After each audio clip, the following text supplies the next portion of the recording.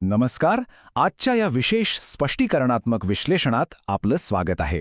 आज आपण मानवी वर्तनाचा एक अत्यंत प्राचीन आणि तितकंच सखोल साचा उलगडणार आहोत.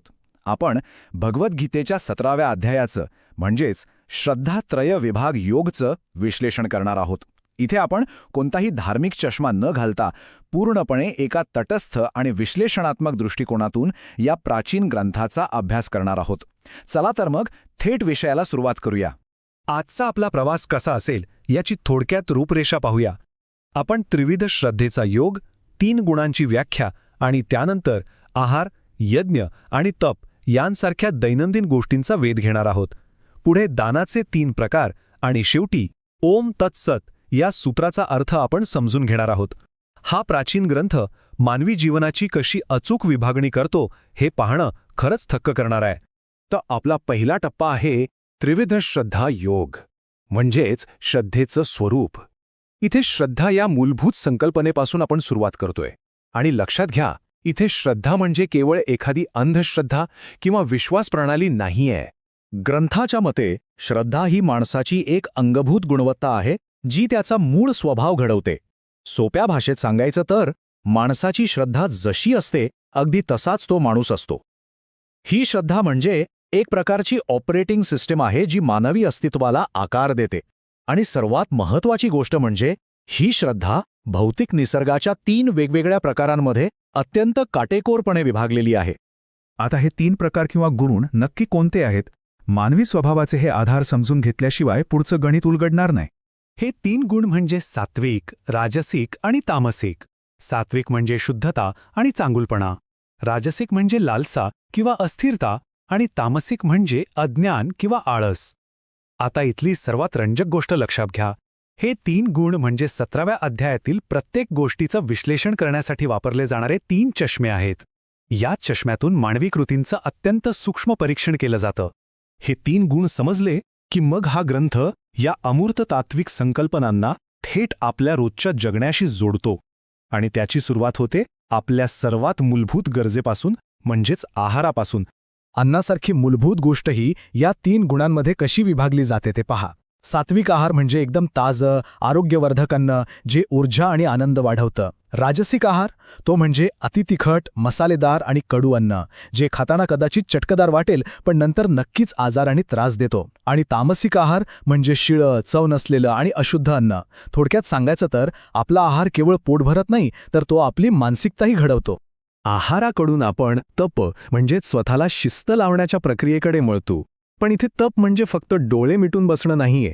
ग्रंथाने याचे 3 अत्यंत सुंदर स्तर पाडले आहेत: शरीराचं तप, वाणीचं तप आणि मनाचं तप. शरीराचं तप म्हणजे स्वच्छता आणि अहिंसा. वाणीचं तप म्हणजे नेहमी खरं आणि इतरांना बरं वाटेल असं बोलणं. आणि मनाचं तप म्हणजे आतून शांत राहून स्वतःवर नियंत्रण ठेवणं. हे किती सर्वांगीण आहे नाही का? अन्नाप्रमाणेच या शिस्तीमागे आपला हेतू काय आहे हे सगळ्यात जास्त महत्त्वाचं ठरतं. जर एखादी शिस्त पूर्ण श्रद्धेने आणि फळाची कोणतीही अपेक्षा न ठेवता केवळ एक कर्तव्य म्हणून पाळली तर ती सात्विक असते. पण तीच गोष्ट जर आपण समाजात मिरवण्यासाठी, प्रतिष्ठेसाठी किंवा दिखाव्यासाठी केली तर ती राजसिक बनते.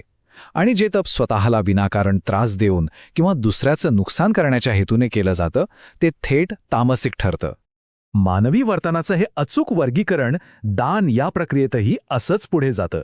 आपण एकमेकांना मदत का करतो यामागे कोणती गुंतागुंतीची मानसिकता असते हे आता आपण पाहूया. सात्विक आणि राजसिक दानातला फरक खूपच स्पष्ट आहे. सात्विक दान हे केवळ आणि केवळ कर्तव्याच्या भावनेतून योग्य वेळी योग्य व्यक्तीला दिलं जातं, ज्यात परताव्याची 0 अपेक्षा असते. हे पूर्णपणे निस्वार्थी असतं. याउलट राजसिक दान हे एखाद्या व्यवहारासारखं असतं.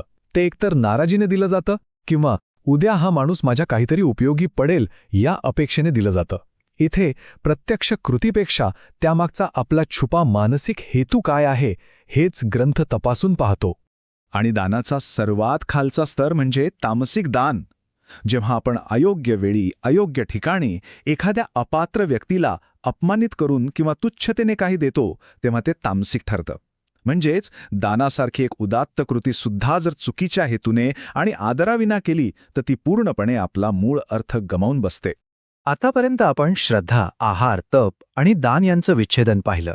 पण हा अध्याय इथेच थांबत नाही. या सर्व दैनंदिन कृतींना शुद्ध करण्यासाठी शेवटी एक अत्यंत महत्वाची तात्विक यंत्रणा सादर करून हा अध्याय अंतिम टप्प्यावर पोहोचतो. ती यंत्रणा म्हणजे ओम तत्सत हा अत्यंत प्रभावी संस्कृत मंत्र. हा मंत्र केवळ काही शब्दांची जुळवाजुळव नाहीये, तर ते सर्वोच्च सत्याचं अंतिम प्रतीक आहे. आपल्या रोजच्या व्यावहारिक कृतींना एका उच्च आध्यात्मिक स्तरावर नेण्याचं काम हा मंत्र करतो. या मंत्राची रचना अतिशय विचारपूर्वक केलेली आहे. यज्ञ, दान आणि तप यांसारख्या कृतींची सुरुवात करण्यासाठी ओमचा उच्चार केला जातो.